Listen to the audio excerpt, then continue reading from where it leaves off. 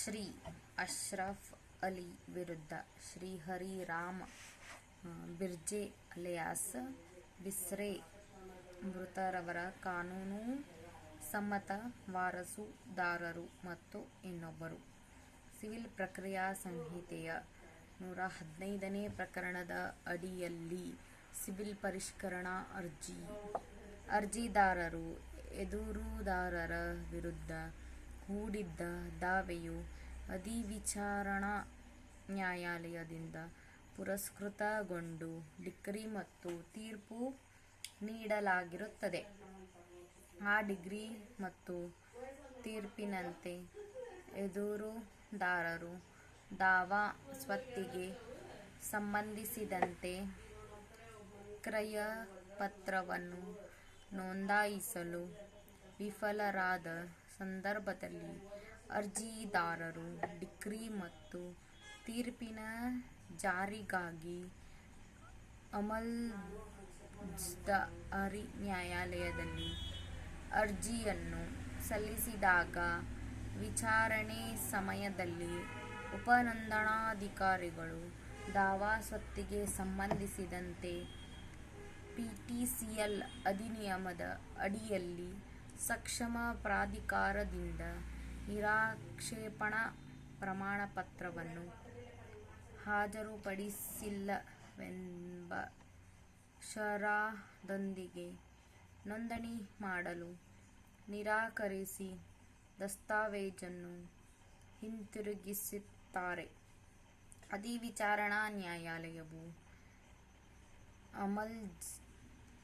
ಅಮಲಾಜ್ದಾರಿ ಅರ್ಜಿಯನ್ನು ಆ ಸದಸ್ಯಕ್ಕೆ ಅಂತ್ಯಗೊಳಿಸದೆ ಆದೇಶ ಕ್ರಮವನ್ನು ಪ್ರಶ್ನಿಸಿ ಸದರಿ ಪುನರೀಕ್ಷಣಾ ಅರ್ಜಿ ನೋಂದಣಿ ಅಧಿನಿಯಮ 71ನೇ ಪ್ರಕರಣದ ಜೊತೆಗೊಂದಿದಂತೆ ನೋಂದಣಿ ನಿಯಮಾವಳಿ 171ರ ಅನ್ವಯ ಪುಸ್ತಕ 2ರಲ್ಲಿ ಕಾರಣಗಳನ್ನು ದಾಖಲಿಸಿ ಉಪನೋಂದಣಾಧಿಕಾರಿಯು ನೋಂದಣಿಯನ್ನು ತಿರಸ್ಕರಿಸಬಹುದಾಗಿದೆ ಎಂದು ಅಭಿಪ್ರಾಯಪಟ್ಟ ಉಚ್ಚ ನ್ಯಾಯಾಲಯವು ಸದರಿ ಅರ್ಜಿಯನ್ನು ವಜಾಗೊಳಿಸಿದೆ.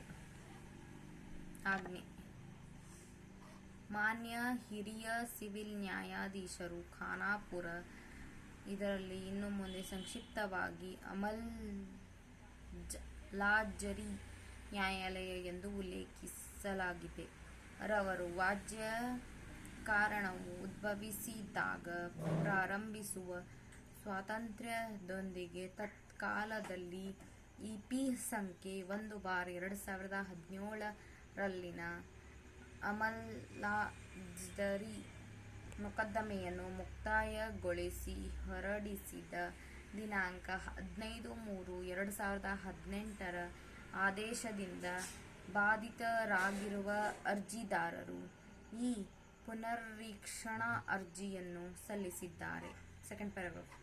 ಈ ನ್ಯಾಯಾಲಯದ ಮುಂದೆ ಮಂಡಿಸಲಾದ ಸಾಕ್ಷ್ಯಾಧಾರಗಳಿಂದ ಸಂಗ್ರಹಿಸಬಹುದಾದ ವಿವರಗಳಿಂದ ಪ್ರಸ್ತುತ ಅರ್ಜಿದಾರರು ಕರಾರಿನ ನಿರ್ದಿಷ್ಟ ಪಾಲನೆಯ ಪರಿಹಾರಕ್ಕಾಗಿ ಹಿರಿಯ ಸಿವಿಲ್ ನ್ಯಾಯಾಧೀಶರು ಮತ್ತು ಜೆಎಂಎಫ್ಸಿ ಖಾನಾಪುರ ನ್ಯಾಯಾಲಯದಲ್ಲಿನ ಅಧಿವಿಚಾರಣಾ ನ್ಯಾಯಾಲಯ ಒ.ಎಸ್. ಸಂಖ್ಯೆ 38/2014ರಲ್ಲಿ ಡಿಕ್ರಿ ಧಾರಕರಾಗಿದ್ದರು.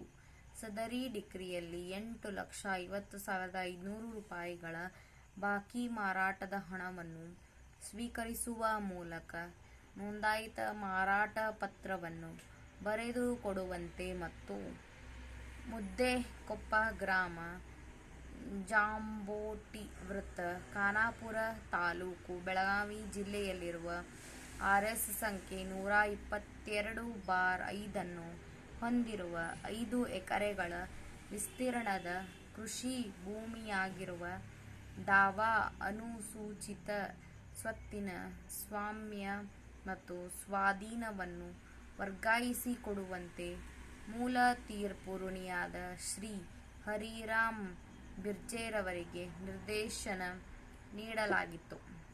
ದಿನಾಂಕ 28/9/2016 ತೀರ್ಪು ಮತ್ತು ಡಿಕ್ರಿಯನ್ನು ಅರ್ಜಿದಾರರ ಪರವಾಗಿ ಹೊರಡಿಸಲಾಗಿತ್ತು ಮತ್ತು ಮಾರಾಟ ಪತ್ರವನ್ನು ಬರೆದುಕೊಡಲು ಮೂಲ ತೀರ್ಪಿನ ಸಾಲಗಾರನಿಗೆ 3 ತಿಂಗಳ ಕಾಲಾವಧಿಯನ್ನು ನೀಡಲಾಯಿತು ಮತ್ತು ಆತನು ಮಾರಾಟ ಪತ್ರವನ್ನು ಬರೆದುಕೊಡಲು ವಿಫಲನಾದ ಸಂದರ್ಭದಲ್ಲಿ ಯುಕ್ತ ಕಾನೂನಿನ ಪ್ರಕ್ರಿಯೆಯಲ್ಲಿ ಬರೆದುಕೊಟ್ಟ ವರ್ಗಾವಣೆ ಪತ್ರವನ್ನು ಪಡೆದುಕೊಳ್ಳಲು ವಾದಿಗೆ ಸ್ವಾತಂತ್ರ್ಯ ನೀಡಲಾಯಿತು.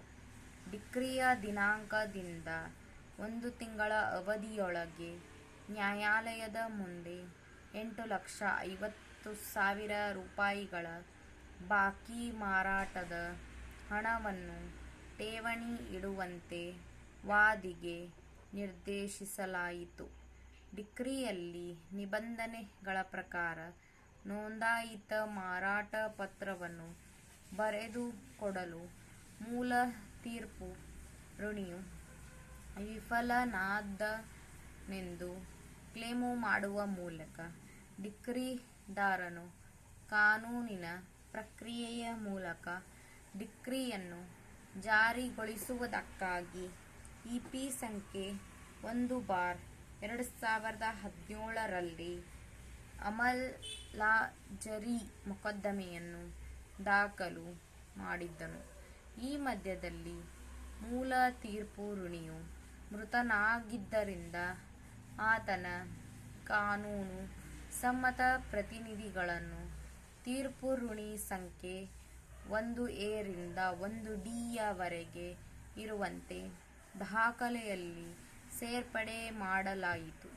ಅವರು ಪ್ರಸ್ತುತ ಪ್ರತಿವಾದಿ ಸಂಖ್ಯೆ 1 ರಿಂದ 4 ಆಗಿರುತ್ತಾರೆ. ಸಂಖ್ಯೆ 1 ರಿಂದ 1D ಯವರೆಗಿನ ತೀರ್ಪು ಋಣಿಗಳು ನೋಟಿಸು ಜಾರಿಯಾಗಿದ್ದರೂ ಗೈರು ಹಾಜರಿದ್ದರಿಂದ ಅವರನ್ನು ಏಕಪಕ್ಷೀಯವಾಗಿ ಇರಿಸಲಾಯಿತು. ತದನಂತರ ದಿನಾಂಕ 18/9/2017 ಆದೇಶದ ಮೂಲಕ ಕಾನೂನಿನ ಯುಕ್ತ ಪ್ರಕ್ರಿಯೆಯ ಮೂಲಕ ನೋಂದಾಯಿತ ಮಾರಾಟ ಪತ್ರವನ್ನು ಜಾರಿ ಮಾಡುವುದಕ್ಕಾಗಿ ಅಮಲಾಜರಿ ನ್ಯಾಯಾಲಯವು ಕೋರ್ಟ್ ಕಮಿಷನರ್ ಆಗಿ ಶ್ರೀ ವಿಜಯ್ ಶಿವರುದ್ರಯ್ಯ ಹಿರೇಮಠ ಅವರನ್ನು ನೇಮಕ ಮಾಡಿತು. ದಿನಾಂಕ 20/2/2018 ರಂದು ಕೋರ್ಟ್ ಕಮಿಷನರ್ ರವರು ಉಪನೋಂದಣಾಧಿಕಾರಿ ಖಾನಾಪುರ ಇವರು ನೀಡಿದ್ದ ದಿನಾಂಕ 6/2/2018 ಹಿಂಬರಹದೊಂದಿಗೆ ಮೆಮೊವನ್ನು ದಾಖಲು ಮಾಡಿದ್ದರು. ಆದಾಗ್ಯೂ ಆತನ ಪರವಾಗಿ ನೀಡಲಾದ ಮೂಲ ಆದೇಶದ ವಾರೆಂಟನ್ನು ಜಾರಿಗೊಳಿಸಲಿಲ್ಲ. ಅಗತ್ಯ ನಿರ್ದೇಶನಗಳಿಗಾಗಿ ಡಿಕ್ರಿಧಾರಕನ ಸೂಚನೆಯ ಮೇರೆಗೆ ವಿಷಯವನ್ನು ಉಪನೋಂದಣಾಧಿಕಾರಿ ಖಾನಾಪುರ ಇವರಿಗೆ ಮಂಡಿಸಲಾಯಿತು. ಅಮಲಾಜರಿ ನ್ಯಾಯಾಲಯವು ದಿನಾಂಕ 15/3/2018 ರಂದು ವಿಷಯವನ್ನು ಕೈಗೆತ್ತಿಕೊಂಡಿತು. ಕರ್ನಾಟಕ ಅನುಸೂಚಿತ ಜಾತಿ ಮತ್ತು ಅನುಸೂಚಿತ ಪಂಗಡಗಳು ಕೆಲವು ಭೂಮಿಗಳ ವರ್ಗಾವಣೆ ನಿಷೇಧ ಅಧಿನಿಯಮ 1978 ಸಬ್ಕ್ಲಾಸ್ ಇದರಲ್ಲಿ ಇನ್ನು ಮುಂದೆ ಸಂಕ್ಷಿಪ್ತತೆಗಾಗಿ PTCL ಅಧಿನಿಯಮ ಎಂದು ಉಲ್ಲೇಖಿಸಲಾಗಿದೆ. ಅಡಿಯಲ್ಲಿ ಸಕ್ಷಮ ಪ್ರಾಧಿಕಾರಿಯು ನೀಡಿದ ನಿರಪೇಕ್ಷಣಾ ಪ್ರಮಾಣಪತ್ರವನ್ನು ಹಾಜರುಪಡಿಸಿರಲಿಲ್ಲ ಎಂಬ ಕಾರಣವನ್ನು ಉಲ್ಲೇಖಿಸುವ ಮೂಲಕ ನೋಂದಣಿ ಮಾಡದೆ ದಸ್ತಾವೇಜನ್ನು ಹಿಂತಿರುಗಿಸಿದ್ದ ಉಪನೋಂದಣಾಧಿಕಾರಿ ಖಾನಾಪುರರವರು ನೀಡಿದ ಹಿಂಬರಹವನ್ನು ಪರಿಶೀಲಿಸಿದ ತರುವಾಯ ಈ ನ್ಯಾಯಾಲಯವು ಈ ಮುಂದಿನ ಆದೇಶವನ್ನು ಹೊರಡಿಸಲು ಮುಂದಾಯಿತು. ಸಬ್ ಪ್ಯಾರಾಗ್ರಾಫ್ ಪ್ರಸ್ತುತ ಡಿಕ್ರಿದಾರನು ಕರ್ನಾಟಕ ಅನುಸೂಚಿತ ಜಾತಿ ಮತ್ತು ಅನುಸೂಚಿತ ಪಂಗಡಗಳ ಅಧಿನಿಯಮ 1978ರ ಕೆಲವು ಭೂಮಿಗಳ ವರ್ಗಾವಣೆಯನ್ನು ನಿಷೇಧಿಸುವ ಉಪಬಂಧವು ಉದ್ದೇಶಿತ ನೋಂದಣಿಗೆ ಬಾಧಕವಾಗುತ್ತದೆಂಬ ಕಾರಣದ ಮೇಲೆ ನೋಂದಣಿ ಪ್ರಕ್ರಿಯೆಯನ್ನು ಉಪನೋಂದಣಾಧಿಕಾರಿಯು ನಿರಾಕರಿಸಿದರು ಎಂಬ ಕಾರಣದ ಮೇಲೆ ಉಪನೋಂದಣಾಧಿಕಾರಿಯು ದಿನಾಂಕ 23/9/2016 OS ಸಂಖ್ಯೆ 38/2014 ಡಿಕ್ರಿಯನ್ನು ಸಲ್ಲಿಸಿದ್ದರಿಂದ ಕಾನೂನಿನ ಯುಕ್ತ ಪ್ರಕ್ರಿಯೆಯ ಮೂಲಕ ಮಾರಾಟ ಪತ್ರದ ನೋಂದಣಿಯನ್ನು ಕಾರ್ಯಗತಗೊಳಿಸುವಂತೆ ಅವರಿಗೆ ಅಗತ್ಯ ನಿರ್ದೇಶನಗಳನ್ನು ನೀಡುವುದಕ್ಕೆ ಸಂಬಂಧಿಸಿದಂತೆ ಡಿಕ್ರಿಧಾರಕನ ಪರ ಮಾನ್ಯ ಶ್ರೀ MHK ವಕೀಲರು ಪ್ರಸ್ತುತ ಮೊಕದ್ದಮೆಯನ್ನು ಮಂಡಿಸಿದ್ದಾರೆ. ಮಾರಾಟ ಪತ್ರದ ಜಾರಿಗಾಗಿ ನೇಮಕ ಮಾಡಲಾಗಿರುವ ಕೋರ್ಟ್ ಕಮಿಷನರ್ ಶ್ರೀ VSH ರವರು ವಾದವನ್ನು ಆಲಿಸುವುದರ ಜೊತೆಗೆ ಕಮಿಷನರ್ ವಾರೆಂಟ್ 2 ಮತ್ತು ಉಪನೋಂದಣಾಧಿಕಾರಿ ಖಾನಾಪುರ ಇವರು ಹಿಂಬರಹದೊಂದಿಗೆ ದಿನಾಂಕ 20/2/2018 ರಂದು ಮೆಮೊವನ್ನು ಸಹ ಸಲ್ಲಿಸಲಾಗಿದೆ. ಈ ಎಲ್ಲ ಪ್ರಕಾರ್ಯವು ಅಮಲ್ದಾರ್ಜಿ ನ್ಯಾಯಾಲಯದ ಅಧಿಕಾರಿಗಳು ತುಂಬ ಪರಿಮಿತವಾಗಿದ್ದು ಡಿಕ್ರಿಯನ್ನು ಮೀರಿ ಚಲಾಯಿಸಲಾಗುವುದಿಲ್ಲ ಎಂಬುದನ್ನು ಗಮನಿಸಲು ಮುಖ್ಯವಾಗುತ್ತದೆ. ಆದ್ದರಿಂದ ಮೊಕದ್ದಮೆಯ ಸಂಗತಿಗಳು ಮತ್ತು ಸನ್ನಿವೇಶಗಳನ್ನು ಯುಕ್ತವಾಗಿ ಪರಿಗಣನೆಗೆ ತೆಗೆದುಕೊಂಡು ಸಕ್ಷಮ ವೇದಿಕೆಯ ಮುಂದೆ